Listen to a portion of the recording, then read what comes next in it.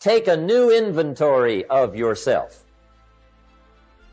Starting tomorrow, new project. Take a new inventory. And make sure that all of your talent and ability and mentality and ingenuity and vitality and strong feelings, faith, courage, make sure that all you've got's being used. Otherwise, you lose. Now, one of the best illustrations of the law of use is a Bible story called the parable of the talents. The talent story. Interesting story if you haven't read it in a while. Just review it. It's a good story. An ancient story. It says there was a master with 3 servants. He got them together one day, and he said to the 3, I've got these talents. And in those ancient days, a talent was a measure of gold. And he said to the 3 servants, take these talents and see what you can do with them while I'm gone. He said, I'm taking a journey and I'll be gone for a while.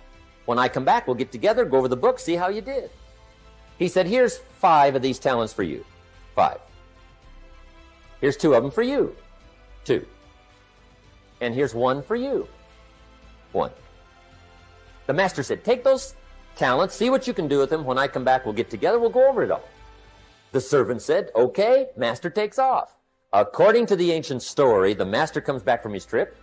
When he gets back, he gets the 3 servants together, and as he said he would, he asks, how did it go with those talents? You're 5. What happened? That servant said, well, I took the 5 talents you gave me, and I put them to work. A little shaky at first, but he said things finally got rolling. And he said, I poured it on. And he said, my talents grew to 7, 8, 9, 10. He said, I doubled my talents from 5 to 10. Books will show. Master said, one heck of a job. Or something like that. He said, I gave you 2 talents. What happened? That servant said, about the same thing happened to me. I put those 2 talents to work, poured it on. They grew to 3 and then to 4. He said, I doubled my talents from 2 to 4. Books will show. Master said, well done. He said, I gave you 1 talent. What happened? That servant said, well, I took the talents you gave me, and I carefully wrapped it, and I dug a hole and buried it. And camouflaged it, I suppose, right? So nobody would steal it. And he said, fortunately, nobody got it. And he said, I knew you were going to be here today, so I dug it up. Here it is, safely wrapped. I did not lose it while you were gone. According to the ancient story, the master said, take that talent away from him and give it to the man that's got 10. Now you might say, well, I don't like that arrangement. The poor guy's only got 1 talent. He's already got 10. It ought to be more even. Remember, I didn't ask you to like it.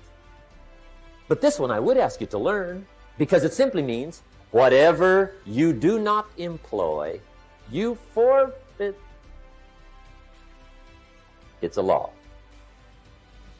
So learn well the law of use. Now here's the second one. Second law from the Bible. This one we've heard since we were small, I'm sure. It's called the law of sowing and reaping. In fact, we've probably heard it so often we could quote it. It says, whatever you sow, what? You shall reap. Fairly blunt, hopefully clear.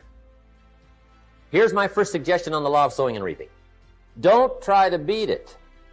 You might as well try sitting on the sun in the morning. Keep it from coming up. You'll have better luck. Whatever you sow, you reap. Now, for a fair share of my life, I'm a bit mixed up on how all this applies. Among a lot of things I was mixed up on. I knew I wasn't reaping too good. That I understood. My problem was I was confused about what was causing it. Remember me with the funny list? I thought those are the reasons why it isn't working out well. And then Mr. Schoaf gave me the clue that helped me figure it all out. He said, Mr. Rohn, I have another answer for you. There's another way to quote this law that'll show you where the problem is so you can go to work on it right away. All you need to know is where the problem is. Then you can go to work on it. So he quoted me the law another way, and I found out what my problem was. Here's the way you quote the law. Whatever you reap is what you've sown. Now I knew what my problem was. Whatever you reap is what you've sown. If you don't like the crop, who do you look up? Answer, whoever planted it. And where do you find who planted your crop? Answer, in the mirror.